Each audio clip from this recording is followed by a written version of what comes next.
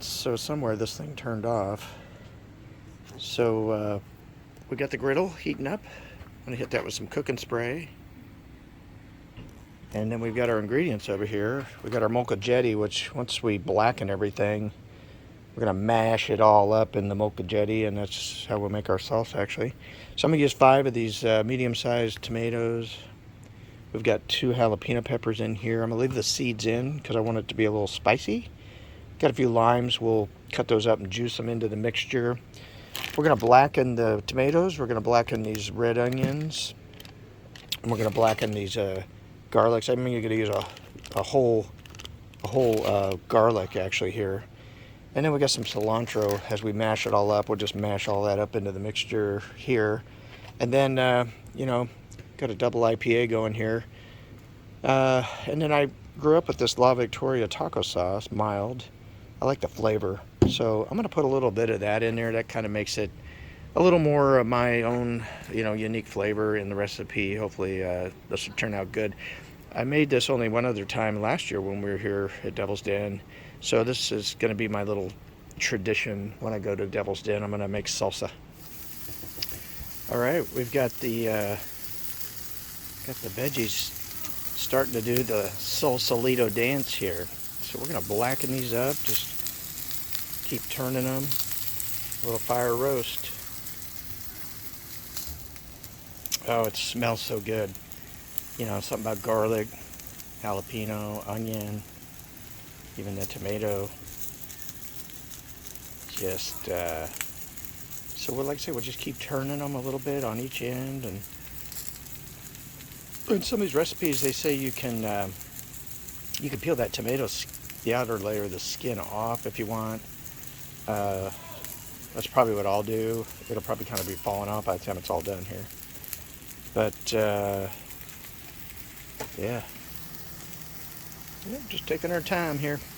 I just sprayed everything with some of the spray canola oil, and that'll just kind of keep everything a little bit lubricated here while we cook it.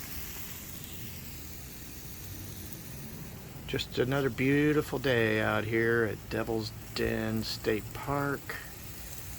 Families all around us, everybody having a good time. It's just perfect weather, not too hot, a little bit of a breeze.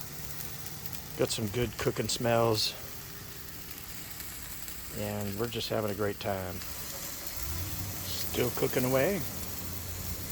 We are getting there. I'll probably grind up the garlic first, and probably do the tomatoes second, and then I'm going to let those onions and jalapenos really soften up while they cook here, because again, when you really want everything to be pretty soft and mushy when you put it into the molcajete grinder. I mean, if it's not, it's going to take a long time.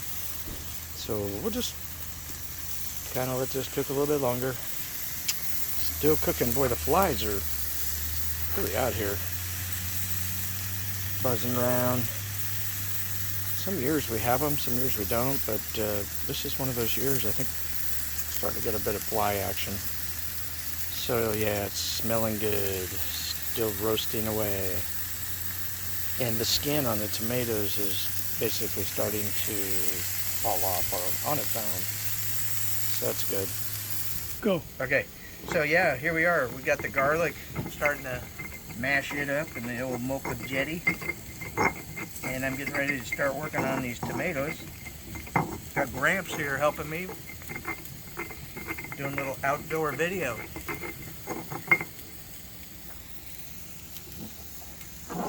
Let's try one of these tomatoes.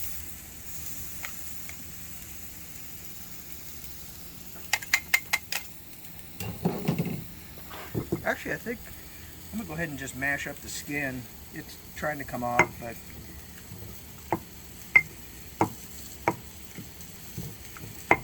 yeah, it's nice and soft. This first one's a good indicator. Kind of beat it to a pulp, and then you kind of spin it around and mash it. Did you tell the folks you're Making your famous salsa? Yep. Yeah, we're well into the video. Okay, go ahead and stop it. So as that onion really starts to heat up, blacken, I start to break it up. We'll just break it all apart. It'll be one of the last things to probably mash. But we've already started on a couple tomatoes here. All right, we've been punching away on these tomatoes over here. Got all these onions broke up. Still waiting on those jalapenos to get a little softer. And it's starting to look like salsa. It's mostly the tomatoes, of course the garlic. And while I'm waiting on the rest of this, actually I'm getting close to, what I think I'll do is I'll dump this into the bowl. And then I'll have a clean molcajete here to work on the onions and the jalapenos. And I'll just kind of keep adding it to the bowl because it gets a little hard to kind of keep mixing it all together, obviously, here. Well, we've got the tomatoes and the garlic all mashed up. I put them in the bowl.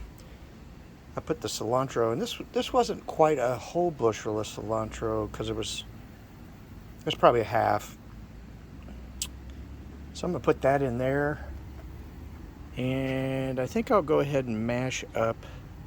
Yeah, let's just do the jalapenos. So like I said, I left the seeds in because I wanted to go ahead and let this thing get a little bit spicier. We'll do the jalapenos next. We got a Gramps check-in. Got his beer. He keeps nodding off over there. Hey, Gramps, you back with us? Well, the sun keeps coming out and making me sleepy. I'll tell you, I got so many flies buzzing me over here, I don't think I could take a nap. So I'm mashing up the jalapeno, a few onions. And I kind of feel like the onions could probably cook a little bit more. So I think I'm going to go turn the heat on just a little bit. So I got the cilantro, the jalapeno, and a few onions going here. I'll get this all mashed up. I think I'll heat up these onions just a little bit more. So this was the jalapeno, red onion, cilantro, lime juice, and a little of the taco sauce. La Victoria. Got it all mashed up. If you have some onion pieces that just won't cooperate and mash up, you can just pick them out. I did that, threw them in a bag. So now I'm going to mix this together with the tomato and the garlic mash up and mix it all together, and it is done, ready for testing. There it is, the finished product. Very much a fire roasted looking salsa. All right, hold on. What do you want me to say? Okay, we're recording. What do you want me to say? All right, so we got the salsa done, and you can see it's popular. Mm-hmm. So Jesse's kind of our Mexican, official, Connoisseur.